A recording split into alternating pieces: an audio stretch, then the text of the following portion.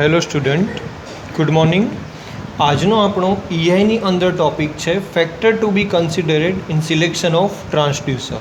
Okay, તો આપણે આગળ ડિફરન્ટ ટાઈપ્સ ઓફ ટ્રાન્સડ્યુસર જોયા, એ કઈ રીતે વર્ક કરે છે, કયા મેઝરમેન્ટ પર્પઝ માટે છે, બરાબર, એનું ફંક્શન જોયું, પછી કઈ કઈ એરર છે ટ્રાન્સડ્યુસરની અંદર. હવે ટ્રાન્સડ્યુસરનું તમે સિલેક્શન કરો છો ત્યારે કયા કયા ફેક્ટર, ઓકે, એટલે કે કયા કયા પરિબળો તમારે ધ્યાનમાં રાખવા પડે, ઓકે, એની આપણે વાત કરીશું. તો એમાં પહેલું જ ફેક્ટર છે નેચર ઓફ મેજરમેન્ટ. શું છે?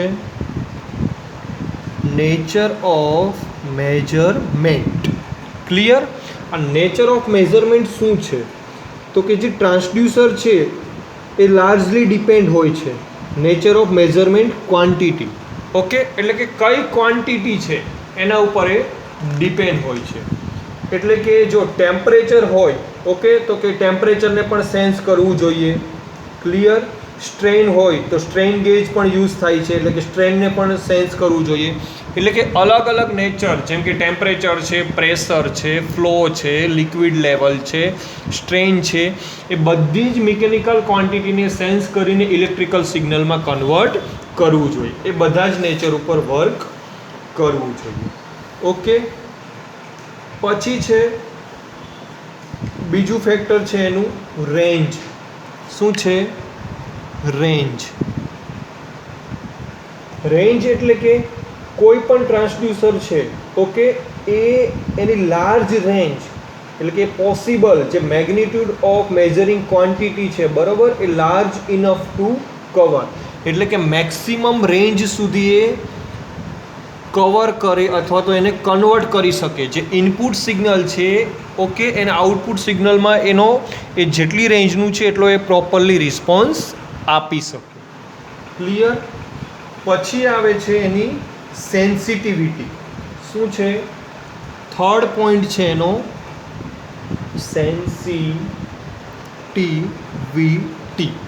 ઓકે, સેન્સિટિવિટીની વાત કરીએ તો કે ટ્રાન્સડ્યુસરની સેન્સિટિવિટી એટલે કે સેન્સ, એને જે સેન્સ કરવાની છે, જે મિકેનિકલ ક્વોન્ટિટી, એ કેવી હોવી જોઈએ? સેન્સિટિવિટી એની સારી હોવી જોઈએ.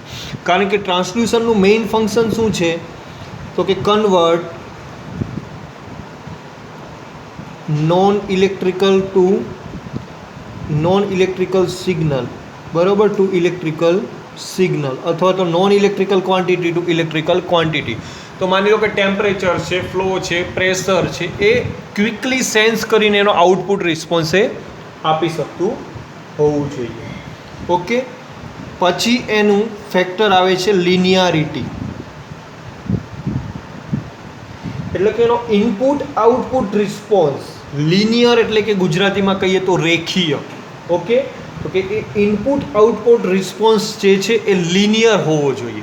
એટલે કે જેટલું તમે ઇનપુટ આપો છો એ જ પ્રમાણે તમને ભલે લોસીસ તો કોઈ પણ ઇક્વિપમેન્ટ છે થવાના જ વચ્ચેની પ્રોસેસમાં, પણ આઉટપુટ ઇનપુટ રિસ્પોન્સ એનો લિનિયર હોવો જોઈએ, એટલે કે રેખીય હોવો જોઈએ, અનબેલેન્સ ન હોવો જોઈએ, મેક્સિમમ ડિફરન્સ એની અંદર ન આવવો જોઈએ.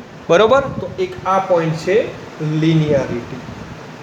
ઓકે, પછી છે એનું ઇલેક્ટ્રિકલ આઉટપુટ. શું છે? Electrical output.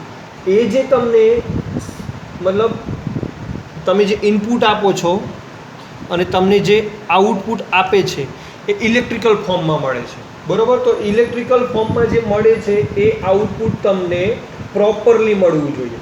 જેમ કે આપણે આગળ થર્મોકપલની વાત કરી, તો ટેમ્પરેચર છે એ ફિઝિકલ ક્વોન્ટિટી છે, બટ એનું ઇલેક્ટ્રિકલ આઉટપુટ માઇક્રોવોલ્ટમાં તમને મળતું હતું. તો એનું આઉટપુટ, ઇલેક્ટ્રિકલ આઉટપુટ છે કેવું મળવું જોઈએ? પ્રોપર મળવું જોઈએ. ક્લિયર? પછી છે એન્વાયરમેન્ટ કન્સિડરેશન. એન્વાયરમેન્ટલ કન્સિડરેશન એટલે કે એન્વાયરમેન્ટ ઇફેક્ટ. જે કોઈ ટ્રાન્સડ્યુસર છે, બરાબર, એ માની લો કે વધારે ટેમ્પરેચર હોય, વાઇબ્રેશન હોય, ભેજ હોય, ઓકે, એની ડિઝાઇન ટ્રાન્સડ્યુસરની જ્યારે બનાવવામાં આવે છે ત્યારે આ બધા જ ફેક્ટર એમાં જોવાના હોય છે, જેમ કે ટેમ્પરેચર, ક્લિયર, વાઇબ્રેશન, ભેજ એક્સેટ્રા.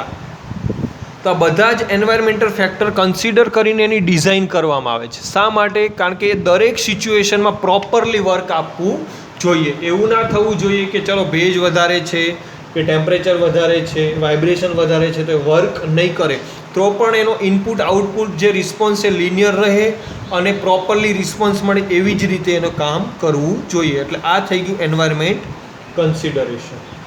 ઓકે, પછી છે એનું લોડિંગ ઇફેક્ટ. Loading effect. તો લોડિંગ ઇફેક્ટની આપણે વાત કરીએ.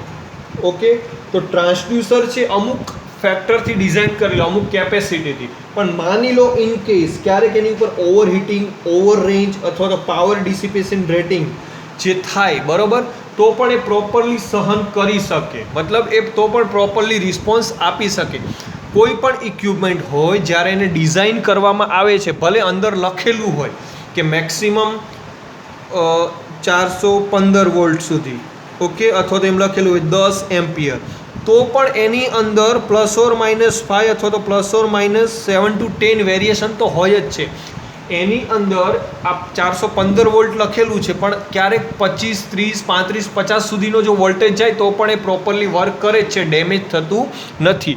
એટલે કે લોડિંગ ઇફેક્ટ એ જ થઈ કે ક્યારેક ટેમ્પરેચર વધી જાય, હીટિંગ થતું હોય કે ઓવર રેન્જ થઈ જાય, પાવર ડિસિપેશન થાય, બરાબર, તો પણ એ પ્રોપરલી સહન કરીને પોતાનું વર્કિંગ ચાલુ રાખે, એ સ્ટોપ થવું જોઈએ નહીં. તો આ થઈ ગઈ એની લોડિંગ ઇફેક્ટ.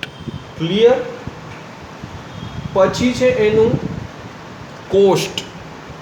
કોઈ પણ ઇક્વિપમેન્ટમાં કોસ્ટ એ ઇમ્પોર્ટન્ટ વસ્તુ છે, કારણ કે જો ઇકોનોમિકલી રીતે તમે જોવા જાઓ તો તમને બેનિફિટ તો થવો જ જોઈએ. ઓકે, કોસ્ટની વાત કરીએ તો કે ટ્રાન્સડ્યુસર છે એ કમ્પેરેટિવલી ઇકોનોમિકલ જ હોય છે, કારણ કે નાનું ઇક્વિપમેન્ટ છે. ઓકે, તો એવી રીતે એની ડિઝાઇન કરવામાં આવે છે કે એની કોસ્ટ વધારે થતી નથી, એના જે પાર્ટ્સ છે, એના જે ઇક્વિપમેન્ટ છે એની કોસ્ટ વધારે થતી નથી. ઓકે, પછી છે અવેલેબિલિટી. ઓકે, અવેલેબિલિટી એ શું કહેવા માગે છે? તો એની આપણે વાત કરીએ અવેલેબિલિટીની, કે કોઈ પણ ટ્રાન્સડ્યુસર છે, બરાબર, એ ઇઝીલી અવેલેબલ, માર્કેટમાં તમને ઇઝીલી મળી જાય એ રીતે ડિઝાઇન કરવું જોઈએ. મતલબ એની ડિઝાઇનમાં કોઈ કોમ્પ્લિકેશન હોવા જોઈએ નહીં, તમે એને ઇઝીલી ઓપરેટ કરી શકો, એના ફંક્શન્સ બધા એ રીતના હોવા જોઈએ. ક્લિયર? ઇકોનોમિકલ કન્સિડરેશનની મેં વાત કરી તો એ કોસ્ટમાં જ આવી જાય છે કે એક્યુરેસી વધે તેની સાથે કિંમત વધે છે, પરંતુ આપણે એવી રીતે એને ડિઝાઇન કરવાનું છે કે એની એક્યુરેસી પણ સારી મળે અને કોસ્ટ પણ મતલબ પ્રમાણસર રહે, મતલબ એટલી બધી હાઈ કોસ્ટ એની હોવી જોઈએ નહીં. તો આ બધા જ ફેક્ટર છે એ ટ્રાન્સડ્યુસરની અંદર જ્યારે એને ડિઝાઇન કરવામાં આવે છે ત્યારે કન્સિડર કરવામાં આવે છે. પહેલું છે નેચર ઓફ મેઝરમેન્ટ, બીજું છે રેન્જ, ત્રીજું છે sensitivity, linearity, electrical output, environmental consideration અને લોડિંગ ઇફેક્ટ અને એની કોસ્ટ અને એની અવેલેબિલિટી. ઓકે, તો અહીંયા આપણે આની પહેલાંના લેક્ચરમાં જોયું હતું એરર ઇન ટ્રાન્સડ્યુસર. આજે જોયું આપણે કે ટ્રાન્સડ્યુસર માટે કયા કયા ફેક્ટર કન્સિડર કરવામાં આવે છે. આ ક્વેશ્ચન તમારે એક્ઝામની અંદર વારંવાર રિપીટ થતો હોય છે, મોસ્ટ ઇમ્પોર્ટન્ટ ક્વેશ્ચન છે. Thank you.